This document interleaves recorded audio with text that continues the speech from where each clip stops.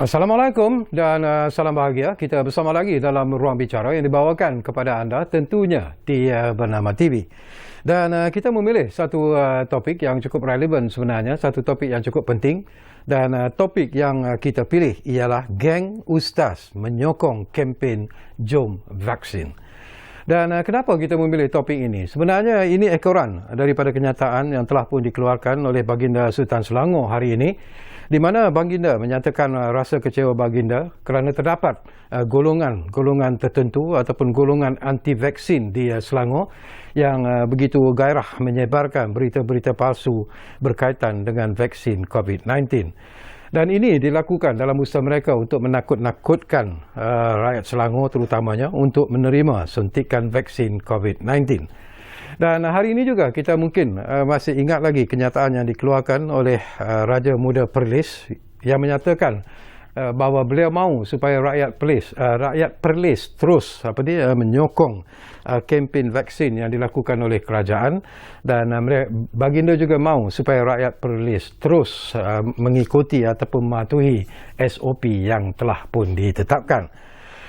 Baiklah, kita ada tetamu yang akan saya hubungi melalui kemudahan Skype. Dan kita ingin mengucapkan jutaan terima kasih dan selamat datang juga kerana sudi bersama kita di Ruang Bicara ini kepada yang berbahagia Ustaz Kamalul Hisham Muhammad Suhud, iaitu Presiden Pertubuhan Pendokong dan Pencinta Ulama Geng Ustaz. Assalamualaikum Ustaz.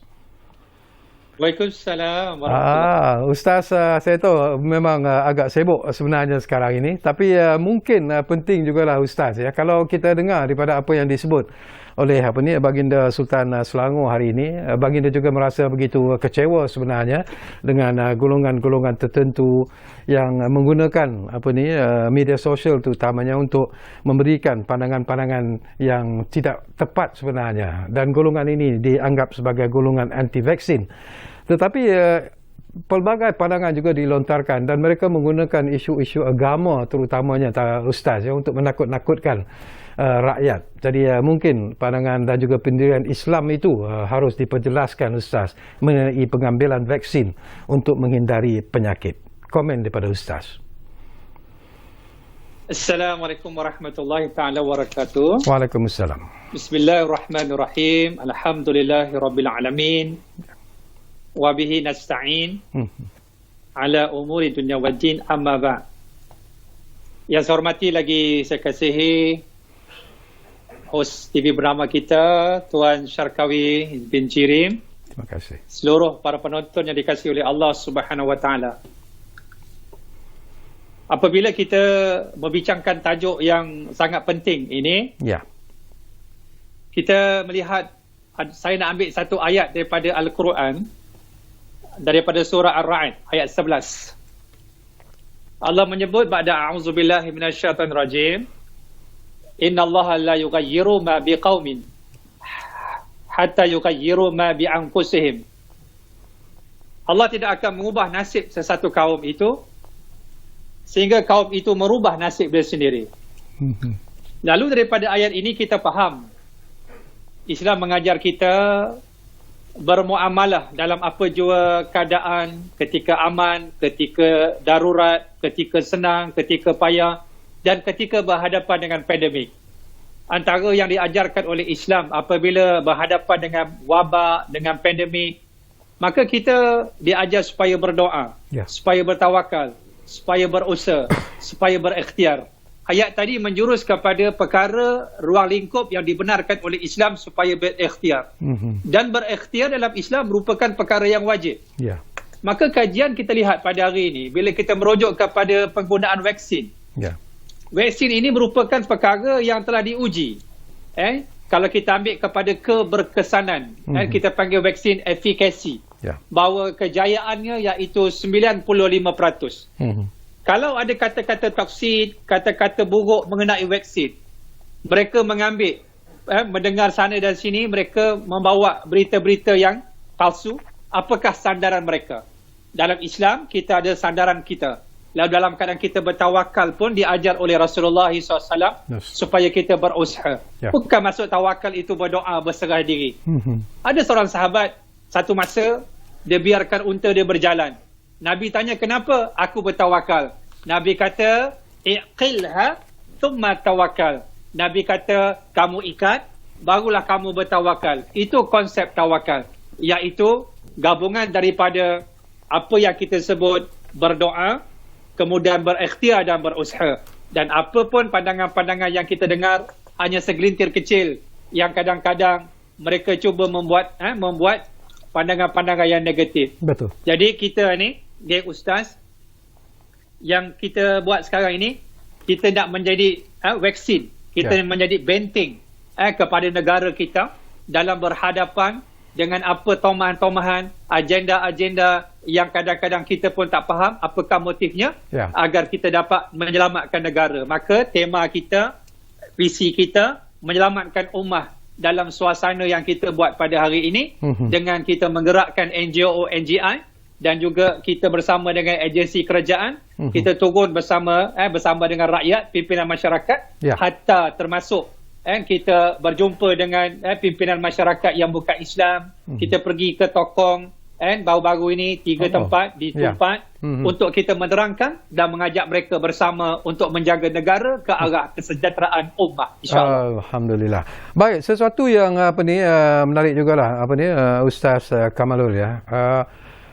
Aktiviti yang dibuat itu adalah sesuatu yang bagi saya cukup murni dan cukup mulia sebenarnya. Dan saya dipahamkan bahawa kempen kali ini yang dilakukan oleh geng Ustaz ini menumpukan kepada negeri-negeri yang dikatakan dari segi pendaftaran untuk suntikan vaksin COVID-19 ini agak rendah, iaitu antaranya Kelantan, Terengganu, Kedah.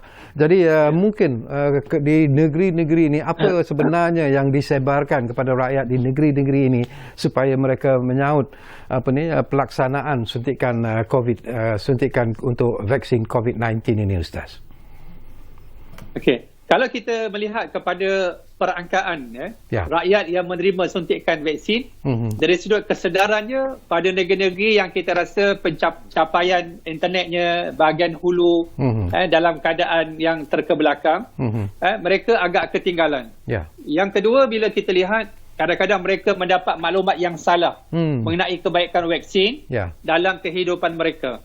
Dan geng Ustaz, kita memiliki dan kita mempunyai pengerusi bagi negeri-negeri yang mewakili geng Ustaz pada peringkat persekutuan ataupun center kita, pusat kita di KL. Lalu dalam keadaan ini kita menggerakkan dengan tenaga dan manpower yang kita ada, kita cuba pertama kita nak biar datang kesedaran kepada mereka untuk mendaftar dalam MySejahtera. Kalau tak boleh ataupun dengan kekangan mereka, dengan logistik mereka, kita cuba beri bantuan.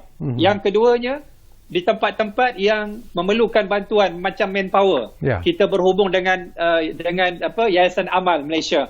Sebagai contoh, di Bukit Balau, Jeli, kita bersama dengan Yayasan Amal, dengan unit Amal, kita memberikan bantuan pengangkutan kepada orang-orang kampung yang tak pergi pusat penerimaan pemberian vaksin. Mereka mendapat kekangan, kepayahan, kita menyediakan pengangkutan, kita cuba memberikan kemudahan-kemudahan yang mana mereka perlukan. Maka kita nak menggalakkan lagi. Yang kedua, saya nak sebut bahawa mereka mendapat maklumat yang tidak tepat mengenai vaksin dan kebaikan vaksin. Jadi insya-Allah kita ada siri-siri jadual yang kita akan turun ke negeri-negeri, dan kita akan cuba buat penerangan dengan media-media yang ada. Jadi kita cuba menggunakan media sosial, kita gunakan saluran TV, dan semalam di TV Hijrah, hari ini bernama TV, dan insya-Allah esok lusa dengan RTM dan sebagainya. Dan seluruh media-media yang kita boleh buat capaian. Kita punya Twitter, kita punya Instagram, kita punya page, dan kita menggunakan juga sahabat-sahabat NGO dan ikon-ikon dakwah kita, da'i-da'i kita, yang nak menjelaskan bahawa bukan semua ustaz berpahaman demikian.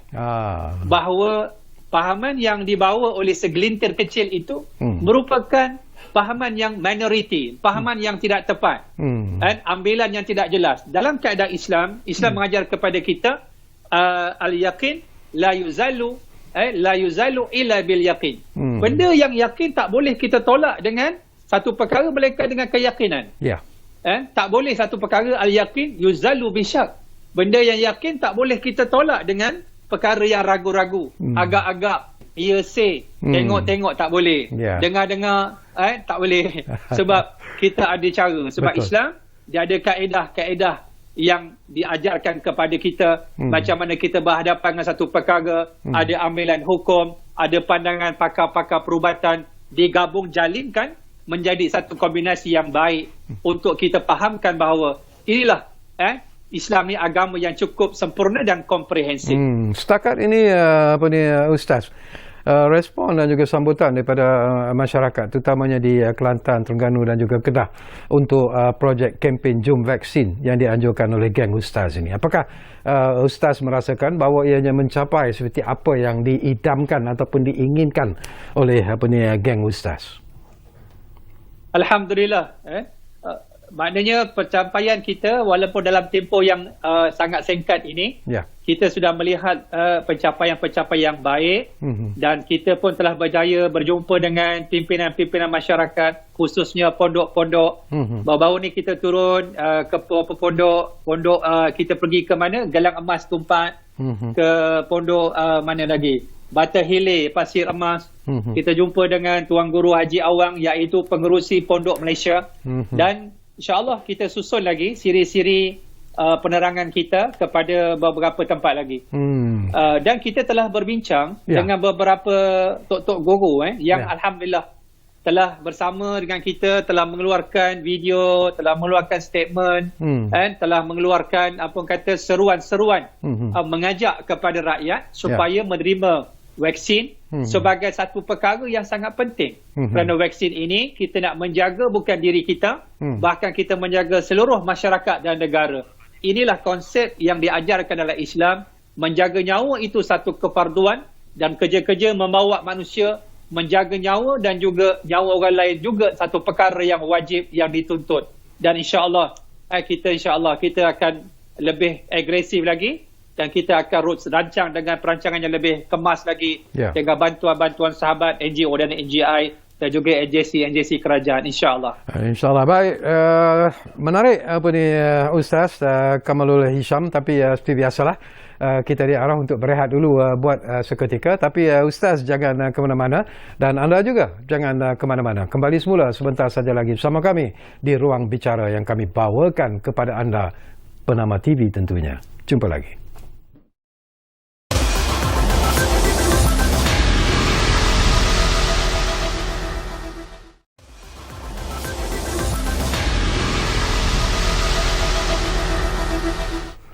Baiklah, kita kembali semula ke Ruang Bicara ini. Masih lagi kita bercakap tentang geng Ustaz menyokong kempen Jom Vaksin.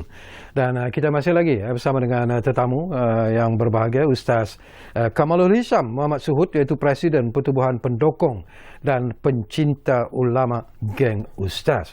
Baik, sesuatu yang menarik dan penting juga saya ingin kongsikan bersama dengan Ustaz dan juga mendapatkan pandangan Ustaz. Kalau kita lihat kepada jumlah Ustaz, kumulatif pemberian dos vaksin sehingga semalam 7 hari bulan Jun, lebih kurang 3.6 juta telah pun menerima suntikan vaksin COVID-19 ini. Tetapi kita mempunyai cita-cita yang besar sebenarnya. Kerajaan ingin mencapai 80% jumlah penduduk Malaysia yang menerima suntikan vaksin ini menjelang penghujung tahun ini, dan mereka juga ingin mewujudkan apa yang dipanggil sebagai immunity kelompok. Jadi apakah Ustaz melihat bahawa ini merupakan satu cabaran yang cukup hebat kepada semua pihak, termasuklah kepada geng Ustaz sendiri untuk menarik lebih ramai lagi rakyat Malaysia supaya mendapat suntikan vaksin COVID-19 ini, Ustaz? Ya, saya sangat optimis bahawa kita dapat mencapai sasaran tersebut sekiranya seluruh pihak mengambil peranan daripada peringkat yang tertinggi, pimpinan, sehinggalah rakyat jelata. Semua mainkan peranan dalam membawa kesedaran. Apa yang penting dalam isu vaksin ini, kempen ini, kita perlukan awareness, kesedaran. Kita perlukan kepada rakyat cakna. Jadi saluran yang paling penting ialah kita memberikan kefahaman. maka setiap orang menjadi ejen-ejen kepada penerangan ini. Kalau semua mainkan peranan, insya-Allah kita berjaya mencapai sasaran tersebut. Kerana apa? Kerana kita melihat dalam perkembangan terbaru ini nampak kesedaran meningkat.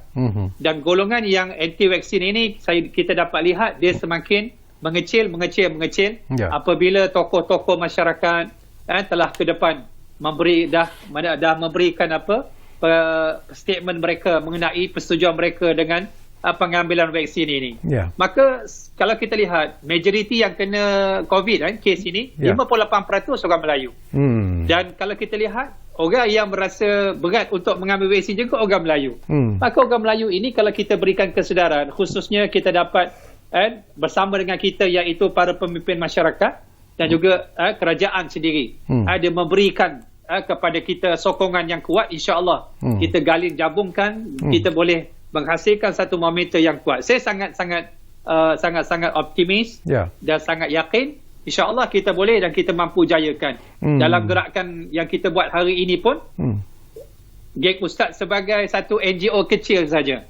Namun walaupun dia kecil, tetapi bila kita bergabung dengan NGO dan NGI yang lain, kita dah nampak dalam tempoh beberapa hari ini kesedaran itu sudah terlihat dan kita sangat-sangat yakin kita berjaya dapat menyampaikan hasrat ini dan insya-Allah kerja buat ini perlukan kepada sumbangan ramai. Tetapi kita kena faham bahawa perjuangan ini tidak mudah dan dia perlukan kepada jiwa-jiwa yang kental, perlu kepada jiwa-jiwa yang sanggup berkorban untuk melihat keadaan negara ini kembali pulih dan sejahtera. Saya suka bila Ustaz sebut tentang NGO kecil, geng Ustaz ini. Tetapi saya suka bila apa yang dilakukan itu menampakkan tentang jiwa besar sebenarnya yang ada kepada geng Ustaz. Tetapi mungkin sesuatu yang perlu dilihat. Tadi pun Ustaz ada menyentuh tentang pembaikan yang akan dilakukan dari masa ke semasa untuk kempen Jom Vaksin ini. Dan semalam pun ataupun hari ini juga ada yang menyebut bahawa mungkin masanya sudah sampai di mana kita menggunakan lebih banyak influencers, terutamanya yang ramai followers dalam media sosial untuk sama-sama terlibat dalam program seperti ini. Jadi pandangan Ustaz, apakah ini satu lagi pendekatan yang mungkin akan dilakukan oleh geng Ustaz untuk mencapai ataupun menjayakan kempen Jom Vaksin ini? Tadi petang kami baru saja selesai meeting, kita update pergerakan program kita. Setiap hari kita bermusyarat, kita buat postmortem, kita melihat apa telah kita rancang dan kita merancang apa yang akan kita buat pada masa akan datang. Antara perkara yang kita bincangkan, kita akan invite influencer dalam masyarakat kita yang boleh memberikan sumbangan kepada kempen Jom Vaksin kita. Dan ada beberapa nama yang telah kita senaraikan yang insya-Allah kita cuba berbincang berhubung dengan mereka. Ada antara mereka itu ialah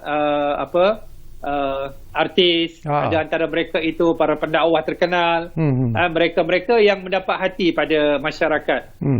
Jadi benda yang baik ini kalau kita kongsikan bersama, insya-Allah dia akan memberi impak dan ia termasuk dalam perancangan yang telah kita susun dan kita akan buat dengan lebih baik lagi pada masa akan datang, insya-Allah.